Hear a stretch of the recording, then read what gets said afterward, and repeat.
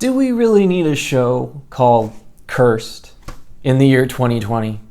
Isn't this year cursed enough?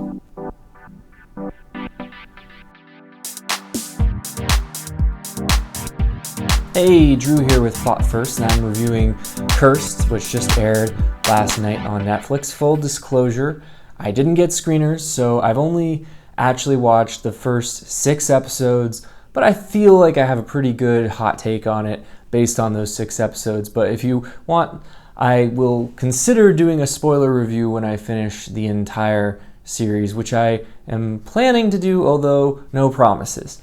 So if you're new to the channel, please consider subscribing. I'm going to be doing upcoming reviews of The Alienist and Umbrella Academy, and I'm putting out weekly reviews of Perry Mason and Doom Patrol. So if you're interested in that, please consider subscribing, and if you give me a like, I'd really appreciate it. So let's talk about Cursed, which right off the bat, I have to say that this wasn't quite what I was expecting. It's TVMA, but if you're looking for something that is sophisticated and kind of like prestige drama television like Game of Thrones, this ain't it. It's more of a young adult tropey fantasy, and I got my interest piqued because of Katherine Langford, who plays the lead here. She plays the character of Nimue, who obviously, if you know about Arthurian legends, is the Lady of the Lake, and she is Fae. And this story basically has the Christians of this kingdom are going after all the Fae, and basically anyone who's different, anyone they suspect of being a witch, and just killing them. And basically the MacGuffin in this story is Excalibur, which I don't think they've called Excalibur yet. I could be mistaken on that point, and they're trying to get this sword, and Nimue has been told that she needs to take the sword to Mullan, and the bad guys have their own reasons for wanting the sword. The kingdom is run by easily manipulated Uther, who's played by Sebastian Armesto. You've got Arthur, who is this young sellsword played by Devon Terrell from Barry.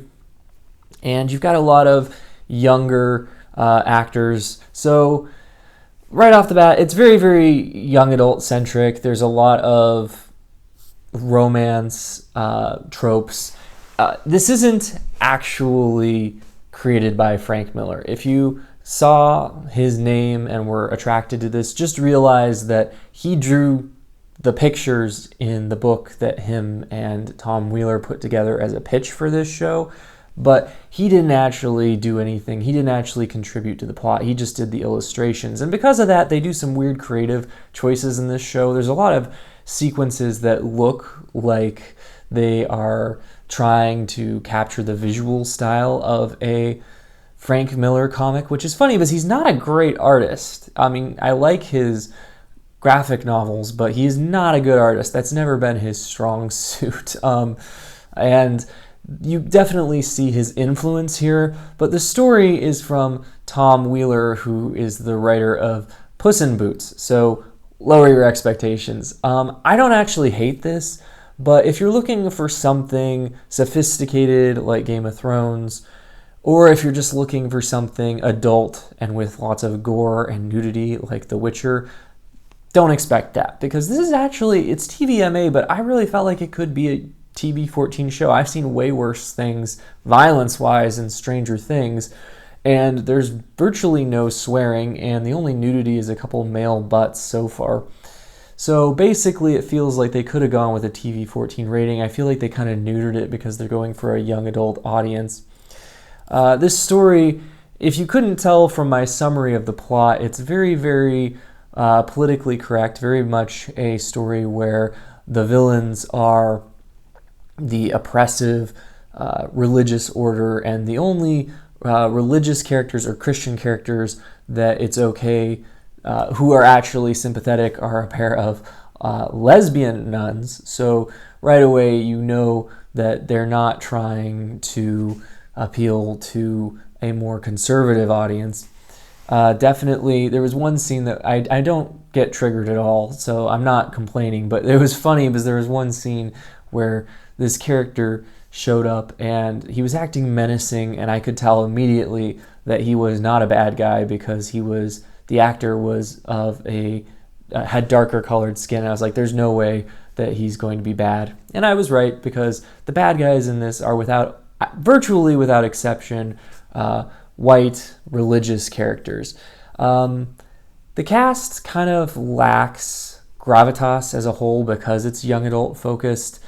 Katherine Langford is very good. I think she does particularly well in her scenes with Gustaf Skarsgard, who's playing Mullan. And, well, really he's playing Floki. If you've seen Vikings, he's basically bringing the same character traits that he brought to that character to Mullan, which is a very, very different take on the character. I personally feel like it seems a little cheap for him to just play the character exactly the same way he did in that show. But he's a good actor, and I feel like the show would be more entertaining if there were more character actors of his caliber. Devon Terrell as Arthur, I was taken aback when I found out he was playing Arthur at first, because I just wasn't realizing that Arthur was going to be A, in the show, and B, I just didn't think, the minute the actor showed up, nothing about him struck me as being Arthur. But he does grow on you. He's definitely a good actor. I wouldn't say he's a particularly great actor. When you look at shows like Game of Thrones, they just had such an abundance of riches when it came to these just very talented actors, where even the actors that you would complain about the most would be good actors in any other show. And I feel that this show just, on the whole, I didn't see any truly terrible performances, but I didn't really see any standout performances either, and I feel like that kind of holds the show back. Katherine Langford, it's kind of funny, she is probably the worst sword fighting actress I've ever seen, and the way that they try to make her look like a skilled fighter with their editing choices almost had me in stitches at multiple points. There was one scene in particular where she was fighting these CGI wolves, and the wolves were just sitting there and had to basically wait for her to swing at them and run into her sword because she was moving so slowly and awkwardly. Stylistically, this show, it reminds me of most Netflix productions. There's just something very flat about it on the whole. Not great direction. The music is pretty good.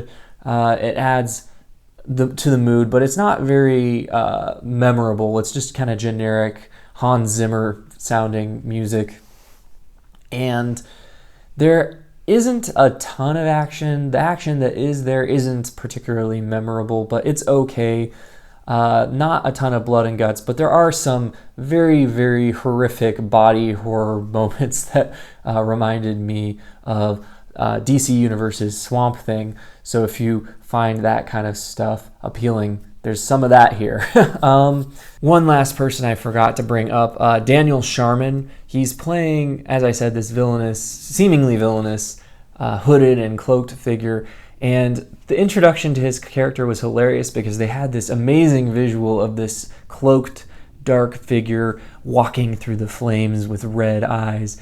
And I feel like this shot was really well done, and it would have been perfect if they had just cut. But then they had him continue to walk forward, and you see that it's the hot guy from Teen Wolf. And it's like,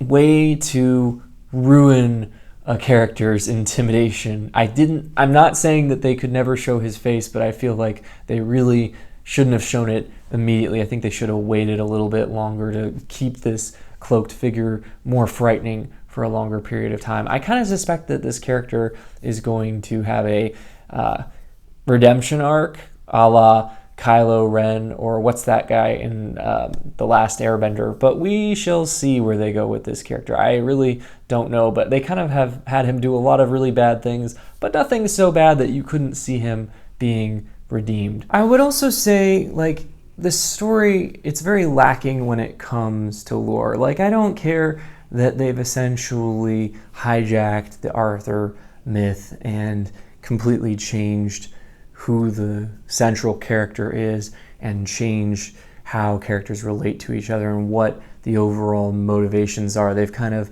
changed it into a modern story. But I feel like they name drop all these things that are supposed to be significant, but they never kind of take the time to actually explain what they are. And normally I complain about exposition in TV shows, but I do feel like in a fantasy story like this, where there's so many concepts being bandied about and so many different tribes and types of magic, they kind of have to explain it a little bit. And I feel like they kind of just depend on our knowledge of it from the myths, which not everybody has necessarily. And also, problematically, they're not actually doing what the myths did anyway. Like, they're doing their own thing. So they kind of have to establish what these things mean in their own story, because they're not doing what they did. They aren't the same concepts. They aren't the same characters. They aren't the same things that they were in the stories about King Arthur. So if they're going to change them, they need to establish what they mean in this story. Visually, the show is, it's got some good visuals, but it's not very imaginative in the way that they're presented. They're just kind of not boring, but not super engaging either. And overall, I'm interested to see how the story ends. It's kind of a slow build. Most of the scenes are too long. They start too early and they end too late. Instead of ending as quickly as they can and starting as quickly as they can, they just kind of drag out and give you a lot of information that you already know in some cases. So I wasn't overly impressed with the writing, but I wasn't overly critical of it either so far. I feel like the show, when you look at the other Netflix shows that have come out recently, like Lock and Key, and honestly, and I know this is going to probably tick some of you off, The Witcher, I feel like the writing here is superior to those shows. And I'm interested to see how it wraps up. I think that it's hard to review it with just 6 episodes, but again, I'm just whetting your appetite for what's to come and just giving my thoughts. So if you're interested in seeing a spoiler review, please let me know in the comments. And if you have thoughts, please let me know in the comments. If you're interested in seeing more reviews on this channel, please consider subscribing. And as always, you can watch more videos right now.